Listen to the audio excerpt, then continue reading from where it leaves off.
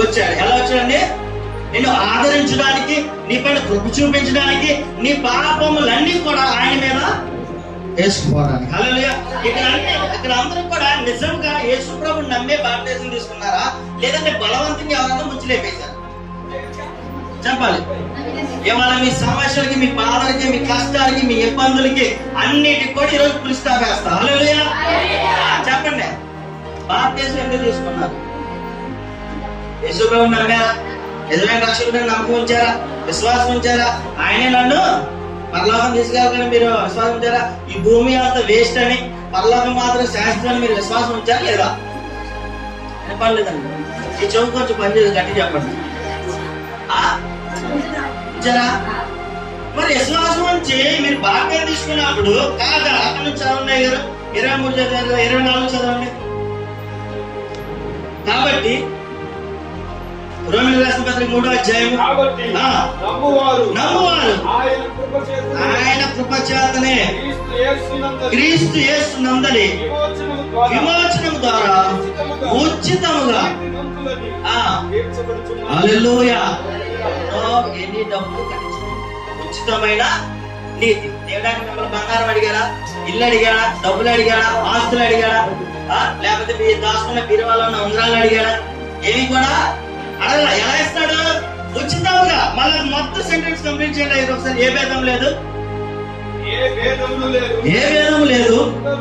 అందరూ పాపం చేసి దేవుడు అనుగ్రహించు మహిమను పొందలేకపోతున్నారు. కాబట్టి ఈ పాయింట్ గుర్తుపెట్టుకునండి. కాబట్టి నీ అంతా నువ్వు నీతిమంతుడు అవ్వలేవు, కాబట్టి నీ పాపాలు నువ్వు కడుక్కోలేవు, కాబట్టి నీ బాధ నువ్వు తీసుకోలేవు, కాబట్టి నీ యొక్క ప్రతి విధమైన ఆ యొక్క సాతాను బంధకాలు నువ్వు బయటికి రాలేవు. కాబట్టి చదవండి, నమ్మువారు. ఎవరు నమ్మాలి? ఇప్పుడు ఏదో చెప్పారు, మీరు మునిగిలేసారు కదా 3 సార్లు. ఏమన్నారు? తీసుకున్నా అన్నారు కదా. ఏం పెట్టి తీసుకున్నారు? బుద్ధిని మునిగిలేసిపోయారా?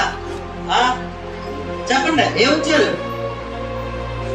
ఏముంచారండి? యేసు ప్రభు మీద ఏముంచారు మీరు? దేవుని స్తోత్రం. హల్లెలూయా. ఏముంచారు? నమ్మకం, విశ్వాసం ఉంచబట్టే మీరు బాప్టిజం తీసుకున్నారు. అవునా? ఇప్పుడు నేను యేసు ప్రభు ద్వారా నేను సేవ చేస్తున్నానే, ఇక్కడ నిలబడి ఏం చెప్తున్నా మీరు అటు ముందు కొట్టి తలగలుగుతున్నారు. తాగుపోతాడు వచ్చి చెప్తే పడవరా బయటగా ఇడ్చుకెళ్ళిపోతాడు. పడవడ ఇడ్చుకెళ్తాను లేదా? అవునా? దేవుణ్ణి నమ్ముకుని నేను దేవుని రక్షణ పొందిన తర్వాత దేవుడు నన్ను ఇక్కడ సేవకుని నిలబెట్టుకోబట్టేగా. మీ అంత అనుభవాలు లేకపోయినా, మీ అంత తెలివి లేకపోయినా, మీ అంత వయసు లేకపోయినా, కానీ చిన్న అయినప్పటికి కూడా దేవుడు అక్కడ నిలబెడితే మీరు అంటున్నారు. అవునే కదా? అదే బయట వాడు వచ్చి ఏదన్నా చిన్నపిల్లడు చెప్తే నువ్వెంత, నీ వయసు ఎంత అంటారా లేదా? అంటారా? కాబట్టి దేవుడు ఇక్కడ ఏం చెప్తున్నారు? మీ అంతా మీరు నీతిమంతులు కాలేరు, మీ అంతా మీరు పరిశుద్ధులు కాలేరు, మీ వల్ల కాదని చెప్పి యేసు ప్రభు భూమి మీదకి డైరెక్టర్ గా వచ్చి ఏం చేశాడండి? సిలువలో తన ప్రాణాన్ని ఏం చేశాడండి? ఇచ్చాడా? అది మీరు నమ్మి బాప్టిజం తీసుకున్న తర్వాత మీరు ఏమవ్వాలండి? యేసు ప్రభు నిజమైన దేవుడిని నమ్మారు. అవునా? ఆయన ప్రతిదానికి ప్రతిది ఏదైనా ఆయన చేయగలరని మీరు నమ్మారు. మీ పాపాలు, శాపాలు అన్ని కూడా యేసు ప్రభే తీసేస్తారని నమ్మారు. నమ్మి బాప్టిజం తీసుకున్న తర్వాత మీరు ఏమవ్వాలి? అమ్మా మరి అర్థం చెయ్యాలి. పరిశుద్ధులేనా? పరిశుద్ధులా? అలాగే చెప్తున్నాడు. ఎందుకు వచ్చిందని ఆ విషయం చెప్పారు. అలాగే అన్నది. కాబట్టి ఇక్కడ ఏం చేశాడు దేవుడు? మీరు యేసు ప్రభు మీద ఆధారపడి ఆయన పరిశుద్ధాత్మ మీ కొరకు పంపించి ఆయన ఏం చేస్తున్నారట? మీ పాపను ఒప్పులు చేసి మీరు బాప్టిజం తీసుకున్న తర్వాత మీరు ఏమవుతారు? నీతిమంతులుగా తెచ్చుకుంటారు. కానీ ఎందుకు మనం నీతిమంతులము, పరిశుద్ధులు అని చెప్పలేకపోతే చెప్పనా? నీలో ఇంకా అదే పాపము గుండెల్లో ఉంది. హల్లెలూయా. ఉందండి, అణువణువులు మునిగిపోయింది అదే పాపం. అందుకే నువ్వు నీతిమంతులు అని చెప్పలేకపోతున్నావు ధైర్యంగా. నేను దొంగతనం తీసుకెళ్ళిపోయాను అనుకోండి, నేను దొంగని అనుకోండి, ఆయన వచ్చిన అడిగినప్పుడు ఏమవుతా? ఉనికిపోతే ఏం చేస్తా ఉంటా? భయపడిపోతూ ఉంటాడా? అదే నేను తీయలేదు అనుకోండి, ఏంటో మాట్లాడి నేను తీయడా? అవునా? అదే మీరు నిజమైన నీతిమంతులు అయితే ఏం చేస్తారు? భయపడతారా? నీతిమంతుల్ని దేవుళ్ళు బాప్టిజం తీసుకున్న యేసు ప్రభువుని నమ్మాను, నా హృదయాన్ని మార్చుకున్నాను అని చెప్తారు లేదా? చెప్తారు లేదా?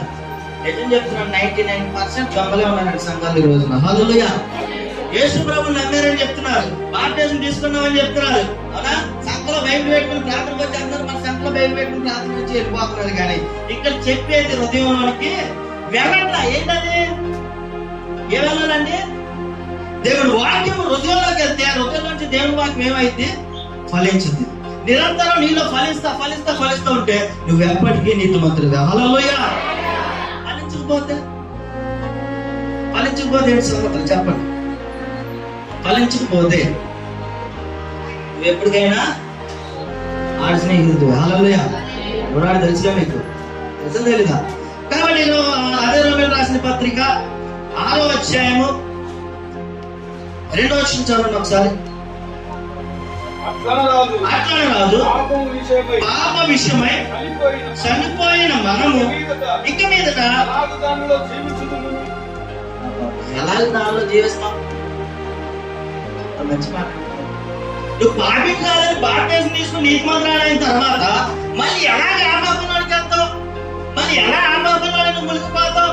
మళ్ళీ ఎలా అదే రాసుకుంటావు? అవునా? నువ్వు చిన్నపిల్లలు ఉన్నారని కొందరు డొల్లెచ్చేయారు, శుభ్రం కడిగేసి బట్టలు చేసి మళ్ళీ మీకు కొత్త బట్టలు తరిగేసారు ఒకడు. మళ్ళీ అదే పొరలో పోతే మీకు ఎంత పాపం వచ్చింది? మళ్ళీ పొరలేవు రాను. అదే పొద్దున 4 జతలు అంత పొరలు అంటారే.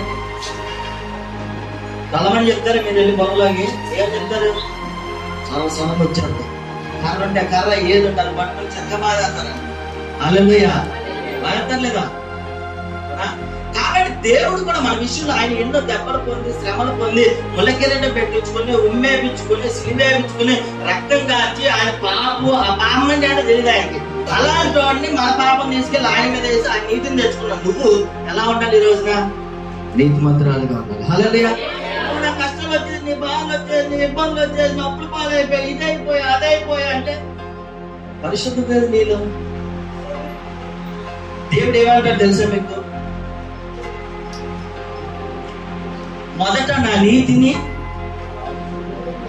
నా రాజ్యాన్ని, అప్పుడు నీకేం కావాలో అడుగు. ఇప్పుడు ఏం చేస్తున్నారు చెప్పనా? ప్రార్థనకి ఎందుకు వస్తున్నారు చెప్పనా? 99% ఎందుకు విశ్వాసం ప్రార్థన చెప్పనా? నా కష్టాలు పోవాలి, నా ఇబ్బందులు పోవాలి, నా అప్పు పోవాలి, నాకు ఇది పోవాలి, అది పోవాలని వచ్చిన వాళ్ళే ఉన్నారు ఇక్కడ. లేదా? నా ఆత్మీయ జీవితం కష్టపడాలి, నేను పరలోక రాజ్యం వెళ్ళాలి, దానికోసం ప్రార్థన చేయండి అడిగే ఒక్క విశ్వాసం అండి. ఒక్క మీరనే కాదు, మీరు మంచోళ్ళు, మిమ్మల్ని అన్నట్లా బయట చెప్తున్నా నేను. ఒక్క విశ్వాసం ఉందండి. ఒక్క విశ్వాసం ఉందా? అప్పులు, బాధలు, కష్టాలు, ఇబ్బందులు ఇదే 24 గంటలు ఇదే. నేను చెప్తున్నాను, నువ్వు దేవుని మీద ఆధారపడి పైకి చూడు, కింద ఉన్న వాటి మీద నీ మనసు అప్ప. ప్రకటన గ్రంథం చదవండి ఒకసారి, మొత్తం చదవండి ఒకసారి, ఫస్ట్ నుంచి లాస్ట్ వరకు. కష్టం అంటే అక్కడ ఉంటది. ఇది కాదు కష్టం, ఈ కాదండి కష్టాలు. ప్రకటన గ్రంథం నేను ఉంటది. కష్టం అంటే ఏంటో తెలిసింది మీకు. హల్లెలూయా. మహాలని వాడిపోయింది. దేవుని స్తోత్రం. కాబట్టి దేవుడి మీద మనం ఏముంచాలండి చెప్పండి? ఏముంచాలి? విశ్వాసం. అదే విశ్వాసం నిజమైన విశ్వాసం. అది ఎప్పుడైతే నీలో ఉంటుందో నువ్వు అనేకమైన వాటిని చేయించగలుగుతావు. అవునాగా? నేను ఉన్నానండి, నేను బాబ్జీ గారి మీద నమ్మకం పెట్టుకున్నా. నేను పై నుంచి దూకేస్తా, బాబ్జీ గారు నన్ను పట్టుకుంటాను నమ్మకం నాకు ఉందనుకో, పైన దూకేస్తా. పట్టుకుంటా లేదా? పట్టుకోగలరా? ఎంత పట్టుకుంటాడు? ఆయన వల్ల ఇంకా చేతిలో ఇరిగిపోతే సరిగ్గా పట్టుకోలేదా అంటే నేను తోకగలనా? అలాంటి గుడ్డి విశ్వాసం ఉండాలి దేవుళ్ళు. హల్లెలూయా. లేదా? అబ్రహాం అదే విశ్వాసం ఉంది. 99 సంవత్సరాలపై ఏమంతగా అన్నాడు? ఏమంతగా అన్నారండి స్వామిని. దావీదుకి అదే విశ్వాసం ఉంది. పెద్దవాడైన గొలియాతుని చిన్నవాడైన ఏం చేశాడు దావీదు? చెప్పండి, తెలీదా మీకు? గిర్రా గిర్రా గిర్రా దిక్కొస్తే ఇంత రాయ ఏమైపోయాడు? అలాంటి విశ్వాసం నీలోకి వచ్చింది కాక. హల్లెలూయా. ఆ విశ్వాసం నీలోకి వచ్చేయాలి. మరి దానియేలుని సింహాపోలు వేసేసినప్పుడు ఏం చేశాడు? భయపడిపోయాడు. అమ్మ నన్ను కసేస్తే చంపేస్తాను భయపడిపోయాడు. విశ్వాసంతో ప్రార్థన. నా దేవుడు సత్యమైన దేవుడు, నా దేవుడు నిజమైన దేవుడు, నన్ను సిగ్గుపరచుడు. విశ్వాసం అంటాడు, సిగ్గుపడతాను. నేను చదివించాను మళ్ళీ. సిగ్గుపడతాడు దేవుడి మీద విశ్వాసం ఉన్నాడు ఎప్పటికి కూడా. అలాంటి విశ్వాసం నువ్వు వచ్చినగా చేసినావు. హల్లెలూయా. అప్పుడు దానియేలు సింహాలు మొత్తం కూడిపోయినాయి. ఒక్కడంతా వచ్చేయగలుగుతుందా దానియేలుని? పడొచ్చేసింది అన్నింటికి. దేవుడు అలా నిలబడిపోయాడు దానితో పాటు. చిన్న గాడు కూడా అదే విశ్వాసం. అలాంటి విశ్వాసం యోగు మొత్తం కోల్పోయాడు, అంతా నాశనం అయిపోయింది. చుట్టాలని, బంధువుల్ని, ఆస్తులు అన్ని కూడా కోల్పోయినా కానీ ఏం చెప్పాడు తెలుసా? ఏం చెప్పాడు చెప్పండి? యెహోవా ఇచ్చాను నెంబర్ 1 ఓడండి. దేవుని గారు చెప్పాడు నెంబర్ 1 వాక్యం. ఇది నీ హృదయం నిండిపోతాడు. యెహోవా ఇచ్చాను, యెహోవా ఏదేమైనా నా సంబంధం లేదు, నేను దేవుని మీద ఆధారపడి ఉన్నాను. హల్లెలూయా. అలాంటి విశ్వాసం నీలోకి వస్తే కనుక నేను చెప్తాను, ఈ రోజు నువ్వే ధనవంతుడివి. హల్లెలూయా. ఈ కష్టాలు, ఈ శ్రమలో జీవితంలో ఈ భూమి లాంటిది చిన్నదంట. అంతరిక్షంలో చూస్తే భూమి ఎంత ఉందంట? ఈ అన్నిటి కలిపి భూమి లాంటిది. ఈ విశ్వం మొత్తం కలిపి మిల్కీ గ్యాలక్సీ అంటారు. ఇలాంటి నక్షత్రం చాలా పెద్ద. మన భూమి మీద కొన్ని కోట్లు పెడతారు. అలాంటి నక్షత్రాలు ఎన్ని కనపడితే పైకి చూస్తే అక్కడ నుంచి చూస్తే బెస్కొని చెప్పి భూమిని చూస్తే ఆ భూమిలో మీ ఊరే అంత, నీ ఇల్లు అంత, నీ కష్టమే అంత. అదే కదా. 60 సంవత్సరాలు బ్రతుకున్న కాలం నువ్వేం సంపాదించుకునే వాళ్ళు ఇక్కడ? డబ్బు సంపాదించుకోవడం పర్లా, ఇల్లు సంపాదించుకోకపోయిన పర్లా, గొప్ప పేరు సంపాదించుకోకపోయిన పర్లా, ఏది సంపాదించుకునే పర్లేదు, పరలోక రాజ్యం నువ్వు సంపాదించుకోవాలి. హల్లెలూయా. అది సంపాదించుకో, నీ జీవితం ఇంకో లెవెల్లో తీసుకెళ్తాడు యేసయ్య. హల్లెలూయా.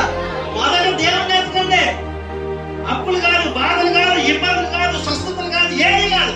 మొదట దేవుణ్ణి ఎత్తకండి. ఆయన ఎత్తకండి, ఆయన అడగండి, ఆయన ఇస్తాడు నీకు. అర్థమైందంటారు లేదంటారా?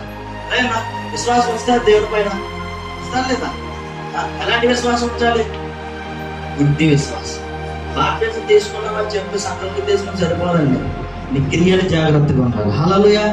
నీ క్రియలు పరిశుద్ధంగా ఉండాలి, నువ్వు పరిశుద్ధంగా ఉండాలి, నీ ప్రవర్తన పరిశుద్ధంగా ఉండాలి. అక్కడి నుంచి నువ్వు బాప్టిజం తీసుకున్న కాడ నుంచి నీకు మొదలైంది ఏంటి?